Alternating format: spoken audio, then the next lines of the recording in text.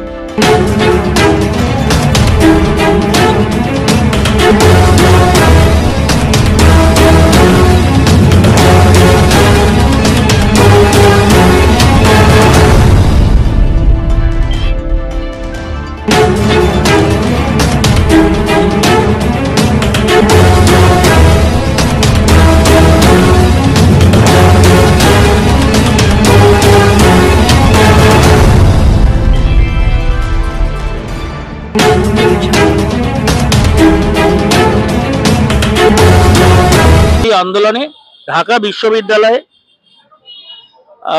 তোমার প্রাণ দিল একদম তরতাজা যুবকগুলো। সেই প্রাণ দেওয়ার ফলস্বরূপ আজকে আমরা বাংলা ভাষা, আজকে বাংলাদেশের মাতৃভাষা হয়েছে, সেটা যে হ্যাঁ বাংলা হচ্ছে একটি ভাষা, সেই ভাষাকে তারা স্বীকৃতি দিল, বাধ্য হলো এই আন্দোলনের জেরে। এবং এই যে আন্দোলনটা হলো, তারপর 71 সালে যখন বাংলাদেশ হলো, বাংলাদেশের জাতীয় ভাষা হয়ে গেল বাংলা এবং পৃথিবীর বৃহত্তম জনগোষ্ঠীর ভাষা হচ্ছে বাংলা। তাই বাংলার প্রতি আমাদের সম্মান যেমন থাকবে, অন্য ভাষার প্রতিও থাকবে। কেন অন্য ভাষার প্রতি সম্মান থাকবে?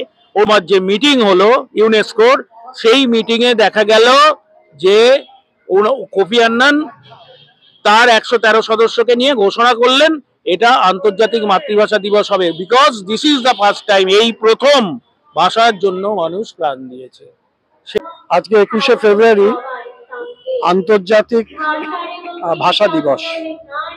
বিশেষ করে আমরা যারা বাঙালি, বাংলায় থাকি, আমরা তো একে মর্যাদা দিচ্ছি, কিন্তু পাশাপাশি সমস্ত ধর্মের জাতির যাদের যা ভাষা তাকে সম্মান দিতে হবে।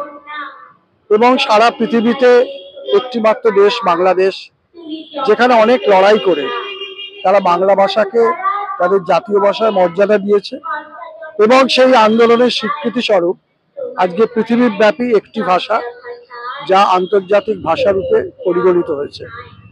আজকে কলকাতা শহরে, কলকাতার বাইরে, গ্রামাঞ্চলে, রাজ্য জুড়ে, রাষ্ট্র জুড়ে যেখানেই বাঙালিরা থাকেন সেখানে তারা মর্যাদার সঙ্গে এই দিবসটা পালন করবেন, এটা আমাদের আকাঙ্ক্ষিত। কিন্তু এর পাশাপাশি বাংলা ভাষার সঠিক মূল্যায়নও হচ্ছে না। তার কারণ বিভিন্ন ক্ষেত্রে এই বাংলা ভাষাও দূষণ হচ্ছে, বাংলা ভাষাকে বিকৃতভাবে অনেক কিছুই করা হচ্ছে, সেটা বিভিন্ন স্থানে। তাই আমি মনে করি যে আমরা বাঙালি, আমাদের প্রথমেই বাংলা ভাষায় সকল কিছু বলাটা উচিত। কিন্তু